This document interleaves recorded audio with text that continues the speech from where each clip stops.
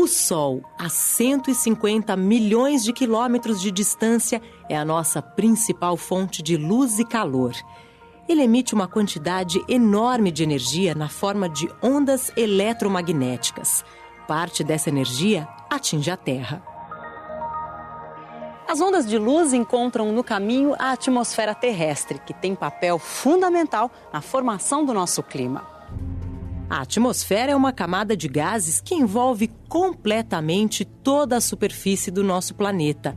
Apesar de ter 500 quilômetros de extensão, a maior parte desses gases se concentra nos primeiros 16 quilômetros da atmosfera.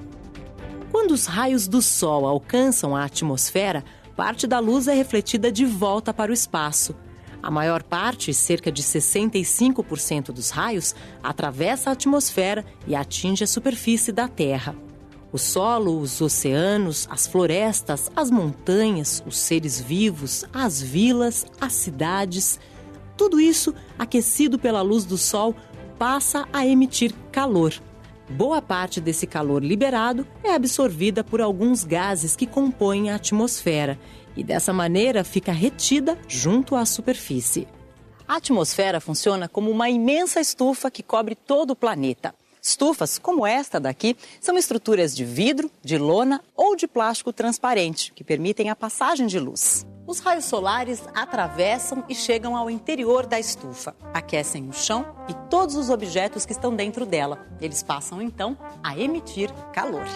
Só que o vidro ou o plástico transparente não são tão bons transmissores de energia térmica quanto são de luz. Resultado, a energia térmica não passa, acaba se acumulando no interior da estufa, deixando assim a temperatura interna superior à externa. Com a atmosfera, acontece algo muito parecido. Alguns de seus gases retêm a energia térmica do mesmo modo que o vidro ou o plástico transparente faz na estufa. Parte da energia térmica liberada pelos objetos aquecidos pelo Sol não consegue passar pela atmosfera e escapar para o espaço, e fica retida próxima à superfície do planeta, mantendo assim uma temperatura superior à registrada fora dessa camada. A atmosfera ainda distribui esse calor por toda a superfície do planeta. O efeito estufa natural, ele mantém uma temperatura onde nós podemos encontrar água líquida, e isto, na verdade, é o que molda como a vida se desenvolveu no nosso planeta. Então, sem o efeito estufa natural do nosso planeta, a temperatura seria da ordem de menos 14 graus centígrados. Então, nós não teríamos água líquida, só teríamos gelo. O papel regulador do efeito estufa é fácil de ser observado pela comparação com outros planetas, um satélite, por exemplo, como a Lua. O que observamos é que quando a face da Lua está voltada para o Sol, temos um calor escaldante, e a face escura da Lua, nós temos uma temperatura muito, muito baixa. Essa enorme diferença de temperatura torna a vida muito difícil. Então, o papel de cobertor que o efeito estufa faz sobre o nosso planeta é fundamental, e isto é o que garante que haja vida aqui, por exemplo, não haja vida num satélite, por exemplo, como a Lua. Os gases que conseguem reter o calor em suas moléculas são chamados gases de efeito estufa. Vamos conhecer os principais deles. O dióxido de carbono é liberado naturalmente na atmosfera por vulcões e por todos os seres vivos que realizam respiração, como nós, seres humanos. Nas atividades humanas, o dióxido de carbono é produzido pela queima de combustíveis fósseis, carvão mineral, diesel e gasolina, e também pela queimada de florestas. Esse é o gás que mais tem aumentado na atmosfera com as atividades humanas. E essa é a principal razão do agravamento do efeito estufa. O monóxido de carbono, CO, também liberado na queima de combustíveis fósseis, é outro gás de efeito estufa. Tem ainda o metano, CH4, produzido pela decomposição de matéria orgânica. As moléculas de gás metano armazenam cerca de 20 vezes mais energia do que as moléculas de dióxido de carbono. Mas o poder do CO2 sobre o efeito estufa é maior do que o poder do CH4, porque a quantidade de CO2 na atmosfera é muito maior do que a quantidade de gás metano. A quantidade do CO2 na atmosfera aumentou cerca de 35% desde meados do século XVIII, quando ocorreu a primeira revolução industrial, até hoje. Essa quantidade extra de CO2 e de outros gases de efeito estufa possibilitou que a atmosfera capturasse mais energia térmica, o que aumenta a temperatura do planeta e provoca o aquecimento global.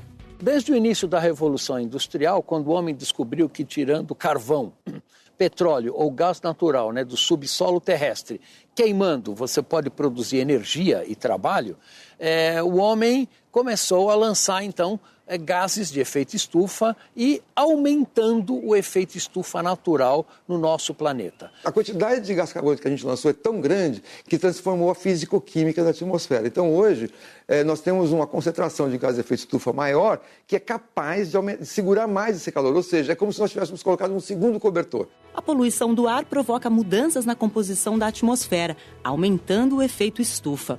Além disso, pode causar impactos na saúde humana e no ambiente. Os efeitos dessa poluição permanecerão durante séculos.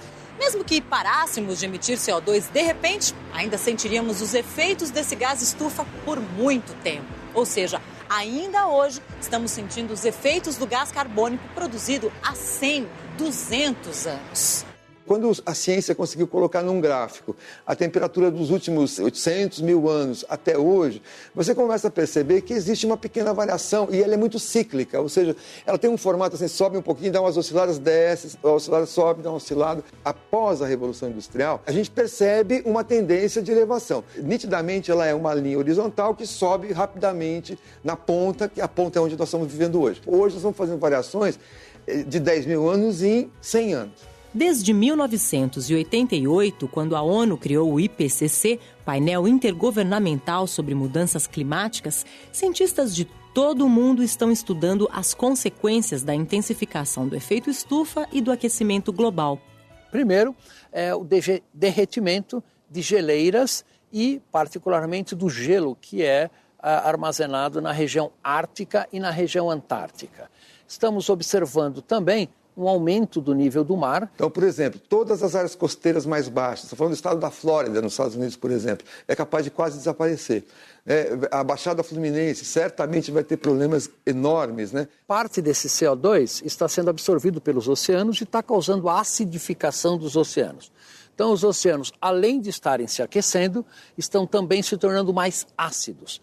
Isso tem um impacto muito forte, por exemplo, nos corais e também nas populações de peixes. Se você esquenta um pouco mais do que o normal a superfície do oceano, você vai ter maior evaporação. Maior evaporação significa mais chuva. Se você tiver uma diferença de temperatura maior de uma região para outra, você pode ter muito vento empurrando essa chuva. Consequentemente, você pode ter furacões e eventos, tempestades tropicais muito fortes. Então, mais secas no Nordeste, mais calor na Amazônia, mais chuvas no Sudeste. A Amazônia pode se transformar, pelo menos grande parte da Amazônia, pode se transformar num cerrado.